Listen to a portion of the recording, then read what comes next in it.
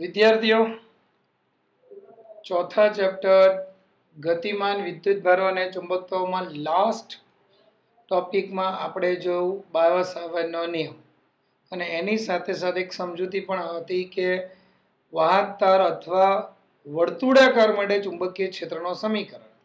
હવે બાયો-સાવર્ટનો નિયમ magnetism point of view સૌથી અગત્યનું છે. એટલે ચુંબકત્વના જેટલા ચેપ્ટર્સ આપણે કહીએ 12થમાં જે 3 ભાગ જે છે એ દરેકમાં એનો ઉપયોગ થાય છે. એટલે આપણે એને થોડુંક ડીપમાં લીધેલું. આપણે એનસીઈઆરટી ટેક્સ્ટ બુક કરતાં પણ વધારે જે ડિટેલ લીધી છે એટલે એ ધ્યાનથી જોજો. બીજી એક વસ્તુ યાદ રાખો વિદ્યાર્થીઓ કે આપણે એનસીઈઆરટી ટેક્સ્ટ બુકમાં જે કન્ટેન્ટ છે એની સાથે સાથે ટીએસટી ફોર્મેશન્સના જે દાખલાઓની જે ટેકનિક કરાવીએ એ દરેક વસ્તુને ધ્યાનથી સાંભળતા રહેજો અને ધ્યાનથી કરતા રહેજો. હવે લાસ્ટ ટોપિક જે છે એ નેક્સ્ટ સેશન્સમાં આપણે કવર કરીએ છીએ બાયો-સાવર્ટનો એપ્લિકેશન કે એટલે એનો ઉપયોગ. હવે એ ઉપયોગમાં ખાસ કરીને વિદ્યાર્થીઓ યાદ રાખજો કે આપણે જે પણ બાયો-સાવર્ટનો ઉપયોગ લઈશું એના પરથી જ દાખલાઓ છે વધારે પડતા, અને બાકીના દાખલાઓ જે છે એ સાયક્લોટ્રોનના સમીકરણ પરથી. એટલે આપણે જે લાસ્ટ ટુ લાસ્ટ ટોપિક જે સાયક્લોટ્રોન કરાયું એના પરથી એનસીઈઆરટી ટેક્સ્ટ બુકના દાખલાઓ અને એના પણ ટેકનિક સાથે. પણ આજે જે સેશન ચાલુ કરીએ સાયક્લોટ્રોનના ઉપયોગો સાથે કરીએ. હવે દરેક વસ્તુમાં યાદ રાખજો વિદ્યાર્થી, ફિઝિક્સ 11 12 કોમ્પિટિટિવ લેવલ અને બોર્ડ લેવલ બહુ ઇઝી છે જ્યાં સુધી તમને એના ઉપયોગો અને એના એપ્લિકેશન લેવલ ક્યાં સુધી છે એ ન ખબર હોય ત્યાં સુધી તમને કદાચ થોડુંક હાર્ડ લાગતું હશે, પણ જો એ ખબર પડી જાય તો બહુ ઇઝી છે. એટલે સાયક્લોટ્રોનના ઉપયોગો લઈએ છીએ આ સેશનમાં. સાયક્લોટ્રોનના ઉપયોગો વિદ્યાર્થીઓ હજી તમને કહીએ ધ્યાનથી સાંભળજો કે દરેક સેશન્સમાં જે ટોપિક ક્યાંક કદાચ રિમેનિંગ રહી ગયું હોય તો એ નેક્સ્ટ સેશનમાં કવર થાય, પણ જે ટોપિકને વધારે પડતા ડિટેલમાં કરાયું હોય મહેરબાની કરીને એના ટોપિક સારાંશમાં લેતા રહેજો. અને અમે પણ તમને એવા ટોપિક્સના સંક્ષિપ્ત જે યાદ રાખવા માટે ફોર્મેટ જે છે એ પણ તમને મોકલતા રહીશું.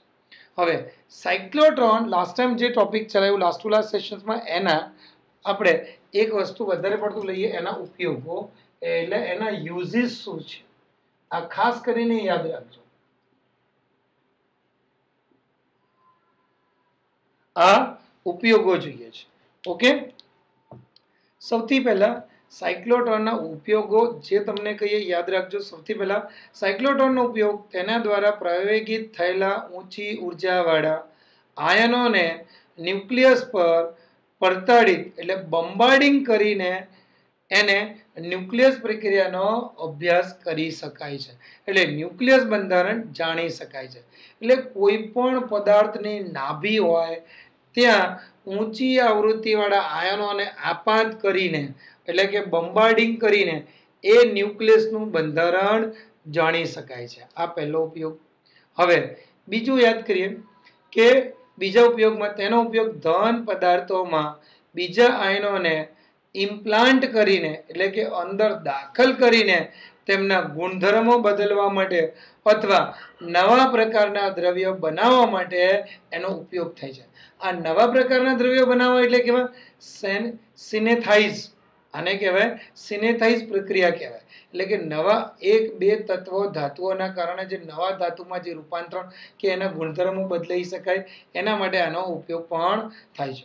હવે ત્રીજો ઉપયોગ, સાયક્લોટ્રોન હોસ્પિટલ લેવલે રેડિયો એક્ટિવ પદાર્થો બનાવવામાં એનો ઉપયોગ થાય છે જે રોગ નિદાન અને તેના નિવારણ માટે ઉપયોગી છે. વિદ્યાર્થીઓ, સાયક્લોટ્રોન પરથી આપણે દાખલાઓ જોઈએ. અત્યાર સુધી નાનકડી સમજૂતીમાં યાદ રાખજો, કોઈ પણ પદાર્થ સમતોલન સ્થિતિમાં ક્યારે હોય કે જ્યારે એના પર લાગતું વજન બળ અને ચુંબકીય બળ કેવા હોય? સરખા. અને નિયમિત વર્તુળાકાર ગતિ ક્યારે કરશે કે કેન્દ્રગામી બળ અને ચુંબકીય બળ સરખા હોય. આ એક નાનકડી નોંધ યાદ રાખો. ફરી તમને કહું કે પદાર્થ સંતુલિત સ્થિતિમાં છે એટલે એના વડે લાગતું વજન બળ અને ચુંબકીય બળ સરખો હોય તે ચુંબકીય બળમાં સંતુલિત સ્થિતિ.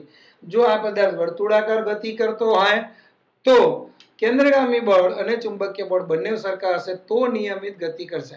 હવે આવા આના પરથી અત્યાર સુધી જે પણ ટોપિક ચલાવ્યા હોય એના પરથી અમુક દાખલાઓ લઈએ આપણે. ઉદાહરણ 4.1 લઈએ છે.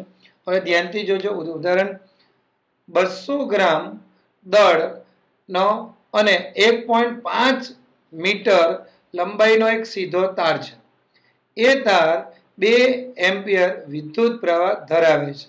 એટલે આપણાને એનું દળ આપેલું છે 200 ગ્રામ અને એની લંબાઈ 1.5 મીટર અને એમ્પિયર વિદ્યુત પ્રવાહ કેટલો છે 2 એમ્પિયર. એટલે સૌથી પહેલા જ્યાં સુધી બને એ સૂત્ર માટે જે ભૌતિક રાશિ આપેલી છે એ લખી દઈએ. 200 ગ્રામ અને એના પછી એની લંબાઈ L is equal to 1.5 metre. I is equal to, હવે વિદ્યુત પ્રવાહ પણ યાદ રાખજો કે દરેકમાં ભૌતિક રાશિમાં MKS માં હોવું જોઈએ. આપણે દાખલા તરીકે આ ગ્રામમાં લઈએ, કિલોગ્રામમાં કન્વર્ટ કરી દઈએ. એટલે આ જ રકમને આપણે જે 200 ગ્રામ લઈએ એટલે ભાગ્યા 1000 અથવા 10⁻³ એટલે આ જ રકમને 0.2 કિલોગ્રામ લખી શકાય. તેને સમક્ષિતિજ અને સમાન ચુંબકીય ક્ષેત્રમાં રાખવામાં આવે છે. આ ચુંબકીય ક્ષેત્રનું મૂલ્ય શોધવાનું છે. ધ્યાનથી સાંભળજો વિદ્યાર્થીઓ. દાખલા તરીકે મારી પાસે આ એક સપાટી છે. આમાં એક સમાન ચુંબકીય ક્ષેત્ર છે. આ એક સમાન ચુંબકીય ક્ષેત્રમાં આપેલ લંબાઈ એટલે આ L લંબાઈ નો પદાર્થ રાખવામાં એક સીધો તાર રાખવામાં આવે છે અને આમાં વિદ્યુત પ્રવાહ I ગતિ કરે છે. એટલે કે I નું મૂલ્ય પણ છે. સંતુલિત સ્થિતિ ક્યારે હોય વિદ્યાર્થીઓ યાદ રાખો કે એનું વજન બળ mg આ ચુંબકીય બળ જેટલું હોય તો. બીજી એક વસ્તુ યાદ રાખજો, આકૃતિમાં દર્શાવ્યા પ્રમાણે જો ચુંબકીય ક્ષેત્ર ક્રોસ હોય તો એના ક્ષેત્ર હંમેશા યાદ રાખો ચુંબકીય ક્ષેત્ર રેખાઓ સપાટીને લંબ અને જો ક્રોસ હોય તો એની દિશા અંદરની બાજુ. હવે L લંબાઈના તારનું દળ ધારો કે સ્મોલ m હોય અને અધો દિશામાં ગુરુત્વાકર્ષણ બળ ચુંબકીય ક્ષેત્રની સાપેક્ષ જો લાગતું હોય તો ગુરુત્વાકર્ષણ બળ અથવા વજન બળ Fg is equal to mg. આ યાદ રાખજો. હવે આ સમીકરણમાં આપણે ચુંબકીય ક્ષેત્ર શોધવાનું છે. વિદ્યાર્થીઓ ધ્યાનથી જો, આપણી પાસે m l I છે અને b શોધવાનું છે. જ્યારે પણ આવો કંઈક સમીકરણ હોય તો યાદ રાખવું the F is equal to Fm. એટલે F વાત કરીએ વજન બળ is equal to mg અને ચુંબકીય બળની વાત કરીએ તો એક સમાન ચુંબકીય ક્ષેત્ર જેમાં પણ વિદ્યુત પ્રવાહ ધારિત તાર હોય તો I L cross B એટલે mg I L B. એના પરથી b ની રકમ આપણે શોધવાની છે. બીજી એક વસ્તુ યાદ રાખો કે તારને એકમ લંબાઈથી દળ હોય તો એના માટે પણ ચુંબકીય ક્ષેત્રનું મૂલ્ય પણ શોધી કાઢીએ. એટલે હંમેશા યાદ રાખજો કે ચુંબકીય ક્ષેત્રમાં કઈ રીતે રકમ શોધવાની છે. હવે જો તારની ઉર્ધ્વ દિશામાં ચુંબકીય ક્ષેત્ર B એટલે કે જો આકૃતિમાં દર્શાવ્યા મુજબ ચુંબકીય ક્ષેત્ર B માં મૂકેલો હોય અને તેમાંથી વિદ્યુત પ્રવાહ I વહેતો હોય તો તેના પર લાગતું બળ ઉર્ધ્વ દિશામાં મળશે.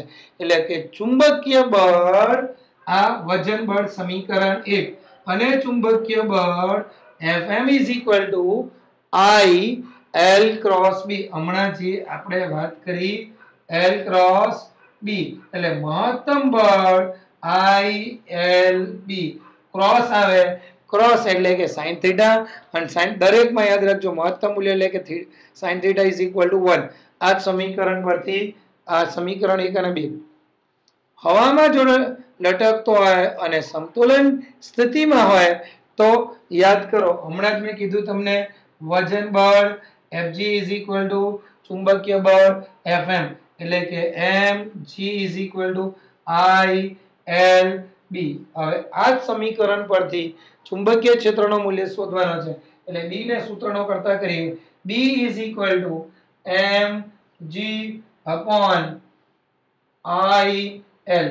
રકમ મૂકી દઈએ એટલે કે b is equal to m ની રકમ 0.2 g ની રકમ હવે વિદ્યાર્થી ધ્યાનથી જોજો, ગણતરી ઈઝી કરવા માટે જે ટેકનિક વાપરીએ છીએ, જીની રકમ સામાન્ય 9.8, આઈ ની રકમ 2, એલ ની રકમ 1.5. હવે જો ફરી તમને કહું, ગણતરી ઈઝી કરવા માટે દરેક બોર્ડ લેવલે, કોમ્પિટિટિવ લેવલે 9.8 ની જગ્યા રાઉન્ડ ઓફ 10 પણ લખી શકો છો. એટલે આ જ રકમ જો 10 હોય એટલે ડાયરેક્ટ 2 ભાગ્યા 2 કેન્સલ, એટલે રકમ 1/1.5. ના યાદ રહેતું હોય તો 10/15, એટલે 0.5 કરતા વધારે રકમ મળશે. એટલે આપણને એમસીક્યુ ફોર્મેટ હોય તો ડાયરેક્ટ ખબર પડી જાય, અને આપણે એનસીઆરટી મુજબ રકમ મૂકીએ છીએ એટલે ગણતરી જોજો ફરી. એટલે આ જ રકમને multiply with the 10 and the multiply with the divided by 10, એટલે આ રકમ કેટલી થઈ 2, એટલે કે 10 ભાગ્યા કરે એટલે 2, આ રકમ 2, એટલે આ રકમ કેટલી 9 એટલે 1.5 ની જગ્યાએ 15 થઈ, એટલે આ 2 કેન્સલ. ફરી ધ્યાનથી સાંભળજો, 9.8 ને 15 વડે ભાગાકાર કરીએ, ઓલરેડી આ 10 રકમ તો કેન્સલ, હજી અને 98 રાખવી હોય તો આ જ રકમને ફરી ભાગ્યા 10 કરો, એટલે આ રકમ 98 ભાગ્યા 15, 98 ભાગ્યા 15 કરીએ એટલે આપણા જવાબ 0.65. એટલે આ જ રકમ ચુંબકીય ક્ષેત્ર B is equal to 0.65 tesla. હજી તમને કહું વિદ્યાર્થીઓ, આમાં પણ જો તમે 0.6 ટેસ્લા લખશો ને તો પણ ચાલશે. એટલે આ ચુંબકીય ક્ષેત્ર જે તમને મળે છે B is equal to 0.65. અહીં પૃથ્વીના ચુંબકીય ક્ષેત્રની રકમ 10⁻⁻5 ટેસ્લાની ક્રમની હોય છે. હવે જો ટેસ્લાની ક્રમની હોય 10⁻⁵ તો આ રકમ તો ઘણી વધારે કહેવાય.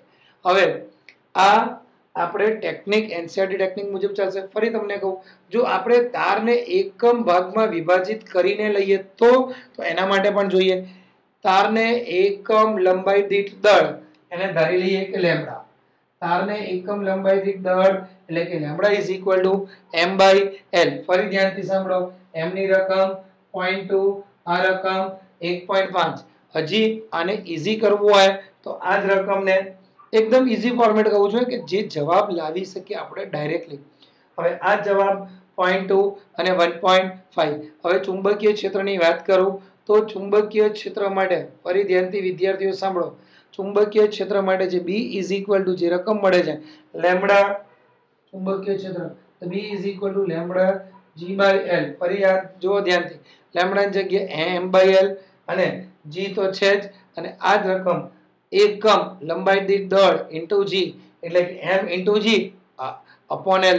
એટલે આના માટે પણ રકમ મૂકી દઈએ તો લેમ્બડાની રકમ 0.2 ડિવાઇડેડ બાય 1.5, G ની રકમ 9.8 અને L ની રકમ 1.5. એટલે આ પણ સમજૂતી એના જેવી જ, જવાબ એનો એ, પણ આ TST ફોર્મેટ. એટલે આ રીતે પણ કરશો તો પણ ચાલશે. આ વિદ્યાર્થી યાદ રાખો. હવે પૃથ્વીનો ચુંબકીય ક્ષેત્ર હમણાં જ વાત કરી 10⁻⁵ ના ક્રમનો હોય છે. હવે એના કરતા રકમ ઘણી વધારે કહેવાય. એટલે અહીંયા B ચુંબકીય ક્ષેત્ર B is greater than ચુંબકીય જે પૃથ્વીનો ચુંબકીય ક્ષેત્ર જે છે એના કરતા આ B is greater than એટલે એના કરતા ઘણી વધારે રકમ મળશે. એટલે આપણે એવું કહી શકાય B is greater than પૃથ્વીનો ચુંબકીય ક્ષેત્ર એના કરતા ઘણી વધારે રકમ છે. એટલે TST ફોર્મેશન્સ જોવા જઈએ તો માત્ર અને માત્ર 15 to 20 સેકન્ડ્સમાં આપણે જવાબ મેળવી શકીએ, અને અહીંયા સુધી કરશો તો પણ ચાલશે. એટલે બને ત્યાં સુધી એનસીઆરટી અથવા જીએસીબી ફોર્મેશન્સ કહીએ તો બને ત્યાં સુધી વિદ્યાર્થીઓ આ પ્રમાણે કરજો અને એના પરથી સમજૂતી લખી શકીએ. આ માત્ર અને માત્ર કોમ્પિટિટિવ લેવલે આપણે એસાઇનમેન્ટની સમજૂતીમાં બંને આપ્યા છે, પણ બંનેમાં એટલે તમને કહીએ દરેક લેક્ચર ધ્યાનથી સાંભળજો, કેમ કે નાના નાના મુદ્દાઓ જે છે એ તમને ત્યાં જાણવા મળશે. એટલે આપણે જીએસીબી મુજબ અને આ માત્ર ટીએસટી ફોર્મેશન્સ. હવે આના જેવા બીજા પણ દાખલા લઈએ વિદ્યાર્થીઓ. આવો એક દાખલો લઈએ, ઉદાહરણ 4.3, જે ટેક્સ્ટ બુક મુજબ અને કોમ્પિટિટિવ મુજબ જે દાખલાઓ આઈએમપી બધા દાખલાઓ ટ્રાય કરીએ કે બધા કરાવીએ, અને બીજા બહારના પણ દાખલા હોય એ પણ ધ્યાનથી જોજો. જો તમને કોઈ પણ એસાઇનમેન્ટ મળે અથવા બીજા દાખલાની સમજૂતી મળે તો ધ્યાનથી જોજો કે એને સોલ્વ કરવાનું ટ્રાય કરજો, કેમ કે આપણે દરેક સેશન્સ અને ચેપ્ટર્સમાં બોર્ડ કોમ્પિટિટિવ લેવલના દાખલાઓ કવર કરવાનો ટ્રાય કરીશું કે બધા કવર થાય, એટલે એ લેવલ તો કવર કરી દઈશું, એટલે એના જેવા બીજા વેરાયટી વાળા દાખલાઓ પણ છે એ પણ ટ્રાય કરીએ આપણે. હવે જે નેક્સ્ટ ટોપિક ચાલુ કરીએ એ 4.3 ઉદાહરણનો એક દાખલો લઈએ, ધ્યાનથી સાંભળજો. હવે આ દાખલામાં જે દાખલાની જે સમજૂતી છે પહેલા એ જોઈ લેજો. 6 ગુણ્યા 10⁻⁻4 ટેસ્લા જેટલા ચુંબકીય ક્ષેત્રને લંબરૂપે 3 ગુણ્યા 10⁻7 મીટર પર સેકન્ડ ની ઝડપથી ગતિ કરતા ઇલેક્ટ્રોનનું દળ 9 ગુણ્યા 10⁻31 કિલોગ્રામ અને વીજભાર 1.6 ગુણ્યા 10⁻19 કુલમ છે. હવે આ માર્ગની ત્રિજ્યા કેટલી હશે, તેની પરિભ્રમણ આવૃત્તિ કેટલી હશે, તેની ઉર્જા કિલો ઇલેક્ટ્રોવોલ્ટમાં શોધો. ફરી ધ્યાનથી સાંભળો વિદ્યાર્થીઓ, જ્યારે પણ માત્ર ઉર્જા શોધવાની હોય તો જૂલમાં, પણ જ્યારે ઉર્જાને કિલો ઇલેક્ટ્રોવોલ્ટમાં શોધવી હોય એટલે 1 EV ઇઝ ઇક્વલ ટુ 1.6 ગુણ્યા 10⁻19 જૂલ. એટલે એને EV માંથી જૂલમાં બદલવું હોય કે જૂલમાંથી EV માં બદલવું હોય તો કઈ રીતે કરી શકીએ? તો સૌથી પહેલા તો 6 ગુણ્યા 10⁻⁻4 ટેસ્લા, એટલે તમને ચુંબકીય ક્ષેત્ર આપેલું છે 6 ગુણ્યા 10⁻⁻4 6 ગુણ્યા 10⁻⁻4 ટેસ્લા ચુંબકીય ક્ષેત્ર. હવે આમાં પણ વેગ તમને આપેલું છે v ઇઝ ઇક્વલ ટુ 3 ગુણ્યા 10⁻7 મીટર પર સેકન્ડ, અને ઇલેક્ટ્રોનનો દળ વિદ્યાર્થીઓ યાદ રાખજો, આ તો આપેલું છે, ન આપેલું હોય તો પણ ઇલેક્ટ્રોનનું દળ 9.1 અથવા 9 ગુણ્યા 10⁻31 કિલોગ્રામ, ઇલેક્ટ્રોનનો વીજભાર 1.6 ગુણ્યા 10⁻19 કુલમ. ઇલેક્ટ્રોન હોય કે પ્રોટોન હોય, આ વીજભારનું માનાંક સ્વરૂપ એક સરખું 1.6 ગુણ્યા 10⁻19 કુલમ. હવે આ રકમ આપણાને આપેલી છે. સૌથી પહેલા યાદ રાખો વિદ્યાર્થીઓ, શું શોધવાની છે? જે પણ માર્ગ હોય એ માર્ગની ત્રિજ્યા શોધવાની. એટલે આ જ સમીકરણમાં આપણાને r ની રકમ શોધવાની છે. બીજી એક વસ્તુ યાદ રાખો કે ચલો r ની રકમ આપણે શોધવાની છે, અને બીજું કે જે પણ વિદ્યુત ક્ષેત્ર હોય એ પણ આપણે શોધવાનું છે. એટલે r ની ત્રિજ્યા એટલે કે ઇલેક્ટ્રોનની ઉર્જા શોધવાની. જો આપણાને એ ઉર્જાની રકમ આપણાને જૂલમાં મળતી હોય તો એને EV માં બદલી કાઢીશું. એટલે બીજું શું શોધવાનું છે આપણે? ઉર્જા. ઓકે, એક વસ્તુ, જ્યારે પણ વેગ આપેલો હોય એટલે આ ઉર્જાની રકમ ગતિજ ઉર્જાના સ્વરૂપમાં હશે. એટલે કાર્ય ઉર્જા પ્રમેય મુજબ જ્યારે પણ વેગ હોય ત્યારે યાદ રાખજો ગતિજ ઉર્જાના સ્વરૂપમાં ઉર્જા મળી જશે. કોઈ પણ ઉર્જા હોય કાર્ય ઉર્જા પ્રમેય મુજબ delta K is equal two U is equal two E, એટલે એના સ્વરૂપમાં ડાયરેક્ટ મળી જશે.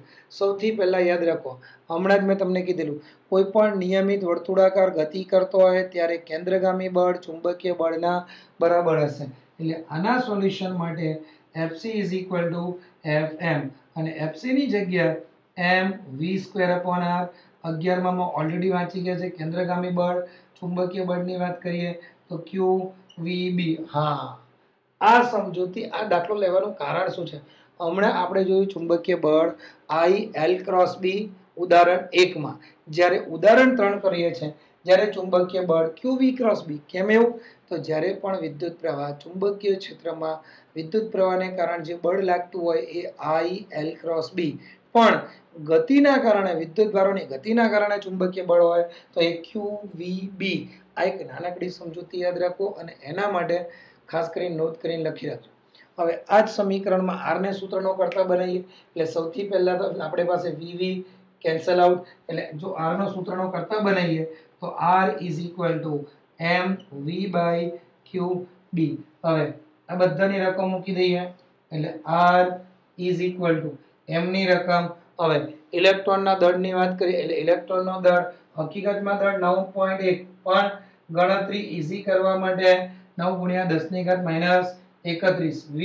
v ની રકમ 3 ગુણ્યા 10⁻7, અને q એટલે વીજભાર, મૂળભૂત વીજભાર 1.6 ગુણ્યા 10⁻19, આને મૂળભૂત વીજભાર કહેવાય. એટલે કાં તો q કાં તો E, અને B ચુંબકીય ક્ષેત્ર એટલે કે આ જ રકમ 6 ગુણ્યા 10 ની ઘાત -4.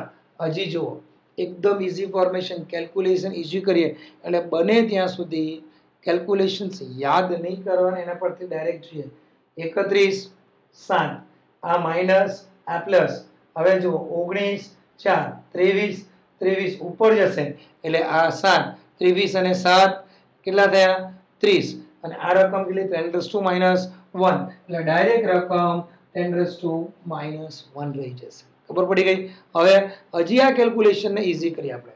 આ જ રકમને મલ્ટીપ્લાય વિથ ધ 10 કરીએ એટલે આ 10 એટલે આ રકમ કેટલી થઈ 16 થઈ ગઈ. હવે એકદમ ઈઝી ફોર્મેશન્સમાં 9 ગુણ્યા 3 એટલે 27.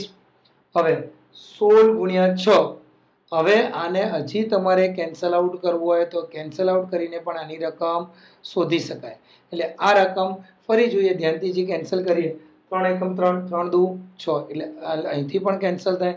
ડાયરેક્ટ કરવું હોય તો 3 એકમ 3 3 દુ 6. હવે આ 16 લીધા છે આપણે કે આ રકમ 10 અહીંયા મલ્ટીપ્લાયમાં છે એટલે આ રકમ 16 ગુણ્યા 2 32, 9 ભાગ્યા 32 એટલે એનો જવાબ લગભગ 0.28 અથવા 0.3 લખીશું તો પણ ચાલશે. એટલે આ રકમ પણ મલ્ટીપ્લાય વિથ ધ 10 એટલે 10 વડે ગુણાકારમાં છે એટલે 0.28 ની જગ્યા આ જ રકમ 2.8 એટલે r = 0.28 મીટર. આ ત્રિજ્યાનું મૂલ્ય આવી ગયું. હવે ફરી યાદ કરીએ, જ્યારે પણ વર્તુળાકાર ગતિ હોય, વર્તુળાકાર ગતિ માટે યાદ રાખજો વિદ્યાર્થીઓ, રેખીય વેગ v = 2πr. રેખીય વેગ વર્તુળાકાર ગતિ માટે પરિઘના છેદમાં આવર્તકાળ એટલે 2πr/v. આપણી પાસે સમીકરણમાં યાદ રાખો વિદ્યાર્થીઓ, આ રેખીય વેગ પરથી સમીકરણ તારવેલું છે. એટલે આ જ સમીકરણને આપણે સમીકરણ જોજો ધ્યાનથી. હવે આની જગ્યાએ આવૃત્તિનો પણ સમીકરણ આ જ રીતે મેળવી શકાય. એટલે જો આવૃત્તિ હોય તો આવૃત્તિ એટલે કે 1/t ના ફોર્મમાં. હવે 1/t હોય એટલે આ જ સમીકરણ આપણે આ રીતે પણ લખી શકાય. જો ધ્યાનથી વિદ્યાર્થીઓ, આવૃત્તિ માટે વાત કરીએ એટલે જોઈએ આ જ સમીકરણને 1/t = v/2πr એટલે એના પરથી ડાયરેક્ટલી સમીકરણ મળી જાય છે. એટલે આ જ સમીકરણને આવૃત્તિ માટે ગણતરી કરવી હોય તો ડાયરેક્ટલી કઈ રીતે તો જોજો, રેખીય વેગના સમીકરણ પરથી આપણે આવૃત્તિ કઈ રીતે શોધી શકીએ એ અગત્યનું. રેખીય વેગ ફરી તમને કહું વિદ્યાર્થીઓ, v = 2πr અને 1/t એટલે શું થઈ ગયું આવૃત્તિ. એટલે આ જ સમીકરણ v = 2πr * v. આને ડિફરન્સ માટે v = 2πr * v. આ v શું છે આવૃત્તિ. હવે આ જ સમીકરણમાં જો હું આવૃત્તિને સૂત્રનો કરતા બનાવું એટલે v/2πr. v ની રકમ તમારી પાસે છે જ, વેગની રકમ છે. વેગની રકમ v 3 × 10⁻⁷ 2π 3.14. r ની રકમ હમણાં જે રકમ મેળવી છે 2.28. હજી તમને કહું એની ગણતરી ઈઝી કરવી હોય તો 3 પણ લેવાય એટલે લગભગ = 3. એટલે આ રકમ 3 હોય 3 3 કેન્સલ આઉટ, અથવા 3.14 ને તમે 3 રીતે લખી શકો એ પણ કેન્સલ આઉટ. બેવને ગુણાકાર કરો અને જે જવાબ આવે ઘાત કેટલી 3 10 ની ઘાત કેટલી છે 7 એટલે આ બેવનો ગુણાકાર કરીએ 2 ગુણ્યા જો હું તેને 3 ધારી લઉં તો 6.28 એટલે 1/6.28 આ રીતે પણ ગણતરી કરીએ તો પણ ચાલશે. એટલે એનો જવાબ આપણાને લગભગ 1.7 જેવો મળશે. ફરી સમજાવું વિદ્યાર્થીઓ, ધ્યાનથી જોજો. ગણતરી ઈઝી કરવા માટે આ 3 આ 0.28 એટલે આ રકમ આના કરતાં પણ નાની રહેશે. એટલે આ જવાબ v = 1.7 ગુણ્યા 10⁻⁷. હવે જે આપણે અહીંયા ભૌતિક રાશિ શોધી છે એ શું છે આવૃત્તિ છે એટલે v. એટલે અહીંયા આ આવૃત્તિ નો એકમ હર્ટ્ઝ અને 10⁶ ના ફોર્મમાં હોય તો એ મેગાહર્ટ્ઝ થઈ જશે. ફરી ધ્યાનથી જુઓ વિદ્યાર્થીઓ, આપણી પાસે આવૃત્તિ પણ છે એટલે કે જે ગતિ કરતા આ એક વધારાનો કે ભાઈ જ્યારે પણ આવૃત્તિ શોધવી હોય ત્યારે પણ. હવે ઇલેક્ટ્રોનની ઉર્જાની વાત કરીએ તો ડાયરેક્ટલી ઇલેક્ટ્રોન માટે ઉર્જા the E is equal two 1/2 mv square એટલે 9 ગુણ્યા 10 ની ઘાત માઇનસ 31 v. અહીંયા જે આપણે v ની રકમ એટલે કે વેગ એટલે કે 3 ગુણ્યા 10 ની ઘાત 7 અને એનો હોલ સ્ક્વેર. હવે જોજો ધ્યાનથી વિદ્યાર્થીઓ, જે ગણતરી કરવાની છે એ ગણતરી માટે આ 9 કાં તો ડાયરેક્ટલી સ્ક્વેર કરી દઈએ એટલે કે 3 નો સ્ક્વેર 9 અને આ 9 ગુણ્યા 9 81. હવે આ જ 81 ને આપણે ભાગાકાર કરીએ 2 વડે એટલે 40.5 એટલે આ જવાબ 40.5. હવે ઘાત જોઈ લઈએ. આ ઘાત કેટલી? 10 ની ઘાત 14. આ ઘાત કેટલી? 10 ની ઘાત માઇનસ 31. બેવને બાદબાકી કરીએ એટલે આપણો જવાબ 10 ની ઘાત માઇનસ 17 જૂલ. આપણો આન્સર આ હજી આવ્યો નથી, કેમ કે કિલો ઇલેક્ટ્રોવોલ્ટમાં શોધવું છે. ઘણા બધા વિદ્યાર્થીઓ બોર્ડમાં યાદ રાખજો કે ઉર્જાની રકમ શોધી દીધા પછી એવું નહીં કે હા જવાબ તો આવી ગયો, પણ જો કિલો ઇલેક્ટ્રોવોલ્ટમાં શોધવું છે કે શું છે. જો કિલો ઇલેક્ટ્રોવોલ્ટમાં શોધવું હોય એટલે આ જ રકમને E ઇઝ ઇક્વલ ટુ 40.5 ગુણ્યા 10 ની ઘાત માઇનસ 17 ને 1.6 ગુણ્યા 10 ની ઘાત માઇનસ 19 વડે ભાગાકાર કરીએ એટલે આ જવાબ હવે શામાં થઈ ગયું? ઇલેક્ટ્રોવોલ્ટ. હજી તમને કહો વિદ્યાર્થીઓ, ગણતરી કરવી હોય એકદમ ઈઝી પેટર્ન છે. આપણી પાસે 40 અને છેદમાં 1.6 એટલે એને રાઉન્ડ ઓફ વેલ્યુ કરવી હોય એટલે 40.5 ને આપણે 405 લખી શકીએ. એટલે 405 ભાગ્યા 16 આવું પણ લખી શકાય. જ્યારે પણ આવી રકમ મૂકી દઈએ એટલે આપણે જવાબ ડાયરેક્ટલી અહીંથી જ ખબર પડી જાય. 10 ની ઘાત કેટલી થઈ? 2 અને 405 ભાગ્યા 16 એટલે આપણા જવાબ લગભગ 25 પોઈન્ટ સમથિંગ. એટલે જવાબ the E is equal two લગભગ 25.3 10 ની ઘાત 2. પણ હવે આનો એકમ ઇલેક્ટ્રોવોલ્ટ. વિદ્યાર્થીઓ આ ગણતરી જોતા રહેજો કે જ્યારે પણ બને ત્યાં સુધી કેલ્ક્યુલેટરનો આપણે ઉપયોગ કરતા નથી. આ રીતે સોલ્યુશન થઈએ. હવે 4.3 જેવો જ એક દાખલો સાયક્લોટ્રોનને અનુલક્ષીને લઈએ છે. 4.4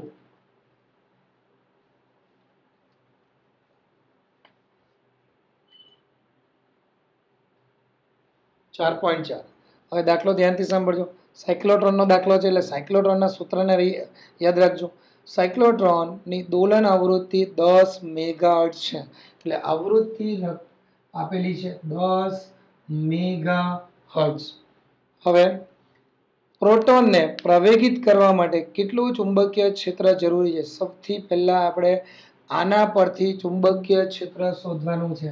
એટલે સૌથી પહેલા પ્રવેગિત કરવા માટે કેટલો ચુંબકીય ક્ષેત્રની જરૂર પડે છે. પછી જો ડીશની ત્રિજ્યા 60 સેન્ટીમીટર હોય એટલે કે સાયક્લોટ્રોનની અંદર જે બે સામસામેની બાજુ ડીશ હોય એની ત્રિજ્યા તમને આપેલી છે. એ ત્રિજ્યા R is equal two 60 centimetre છે. વિદ્યાર્થીઓ બને ત્યાં સુધી બધા જ એકમો MKS ફોર્મમાં રાખજો. 60 સેન્ટીમીટરને મીટરમાં કન્વર્ટ કરીએ 0.6 મીટર. હવે તો આ પ્રવેગક વડે ઉત્પન્ન થયેલા પ્રોટોનની કિરણાવલી એટલે કે બીમ જ્યાંથી ઉત્સર્જિત થાય છે ની ગતિજ ઉર્જા કેટલી હશે? એટલે ગતિજ ઉર્જાને આપણે E અથવા KE ની રકમ શોધવાની છે. આપણે ફરી યાદ કરો, હમણાં જે રીતે શોધી કાઢ્યું ગતિજ ઉર્જા એટલે પ્રોટોન માટેની વાત કરીએ તો પ્રોટોનની ગતિજ ઉર્જા માટે 1/2 mv સ્ક્વેર. પ્રોટોન છે એટલે કે MP એટલે કે માસ ઓફ પ્રોટોન ફિક્સ 1.6 અથવા 1.67 × 10⁻⁻27 એટલે 1.6 કાં તો 1.67 બેમાંથી કંઈક પણ રકમ મૂકશો તો ચાલશે. પણ સૌથી પહેલા શું શોધવાનું છે? ચુંબકીય ક્ષેત્ર. પછી શું શોધવાનું છે? ઉર્જા. અને ઉર્જા માટે શું શોધવું પડશે? V. અને આ ચુંબકીય ક્ષેત્ર આપણી પાસે શાની રકમ છે? તો ધ્યાનથી જો કોની રકમ છે? આવૃત્તિની રકમ. એટલે એના પરથી શોધી કાઢીએ. ફરી યાદ કરીએ સાયક્લોટ્રોન માટે આવર્તકાળ. તો સાયક્લોટ્રોન માટે સૌથી પહેલા આવર્તકાળનો સૂત્ર the T is equal two, હવે સાયક્લોટ્રોનના આવર્તકાળની વાત કરીએ તો T is equal two 2πm/qb. વિદ્યાર્થી જુઓ 2πm/qb આ સાયક્લોટ્રોનનો આવર્તકાળનો સૂત્ર છે. આપણી પાસે આ જ સમીકરણમાં m એટલે કે પ્રોટોનનો દળ, ફરી યાદ રાખો શું શોધવાનું છે, બી. બી ને સૂત્રનો કરતા બનાવીએ, ટી ને નીચે લઈ જઈએ એટલે the B is equal to 2πm/q. હવે ટી નીચે જશે 1/t એટલે આવર્તકાળનો વ્યાસ, એને આપણે આવૃત્તિ કહીએ છીએ v.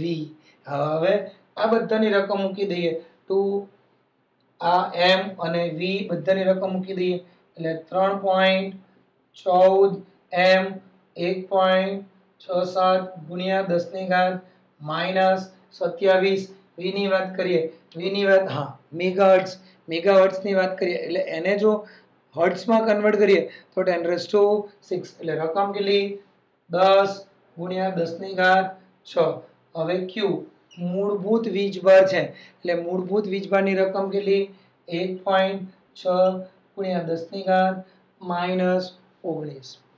વિદ્યાર્થી ધ્યાનથી જોજો, જે કેલ્ક્યુલેશન ઈઝી કરીએ ફરી ધ્યાનથી. જો હું એને 1.6 હમણાં જ મેં તમને વાત કરી કે 1.67 ની જગ્યા 1.6 લઈ શકાય.